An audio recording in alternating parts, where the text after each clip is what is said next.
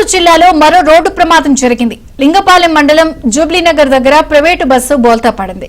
దీంతో ఇద్దరు మృతి చెందారు, పలువురు గాయపడ్డారు. వారిని ఆసుపత్రికి తరలించి చికిత్స అందిస్తున్నారు. ప్రమాద సమయంలో బస్సులో 20 మంది ఉన్నారు.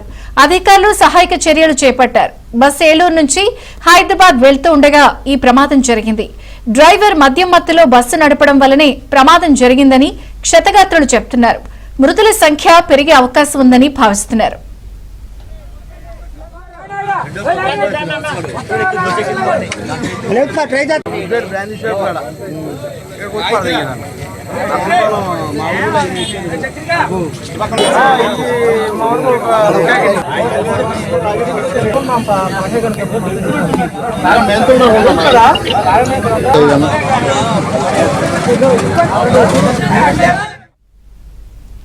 ఇక ఏలూరు నుంచి వెళ్తున్నటువంటి బస్సు ప్రమాదం జరిగింది. మృతుల సంఖ్య కూడా పెరిగే అవకాశం ఉందని అంటున్నారు. ఏలూరు జిల్లాలో ఈ ప్రమాదానికి సంబంధించి లింగపాలెం దగ్గర రోడ్డు ప్రమాదం జరిగింది. వివరాలు రాంబాబు అందిస్తారు. రాంబాబు.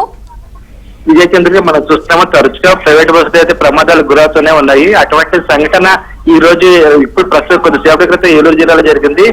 ఏలూరు జిల్లాకు సంబంధించి ఏలూరు జిల్లా లింగపాలెం మండలం జూబ్లీ నగర్ దగ్గర ప్రైవేట్ ట్రావెల్స్ బస్సు బోల్తా పడింది. ఈ సంఘటనలో ఇద్దరు మరి కొంతమంది గాయపడ్డారు. అయితే మృతుల సంఖ్య పెరిగే అవకాశం ఉందని చెప్పి భావిస్తున్నారు. గాయపడిన వారిని లింగపాలెం పిహెచ్సి తరలించి వైద్య చికిత్స అందిస్తున్నారు. ఈ బస్సు ధర్మాజిగూడ నుంచి హైదరాబాద్ వెళుతుంది. బస్సు ప్రయాణిస్తున్న సమయంలో మొత్తం 16 మంది ప్రయాణికులు ఉన్నట్లుగా సమాచారం. అదేవిధంగా బస్సు డ్రైవర్ మధ్య మధ్యలో నడిపినట్టుగా చెప్తున్నారు.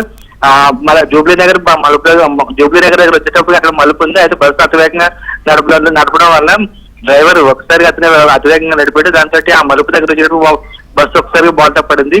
వెంటనే బోల్తా పడిన వెంటనే పొలంలోకి బోల్తా పడింది. దాంతో అక్కడ ఉన్న స్థానికులు వెంటనే గమనించి ఎవరైతే క్షతగాత్రులు ఉన్నారో వాళ్ళని బస్సు నుంచి వెలికి తీసుకొచ్చారు.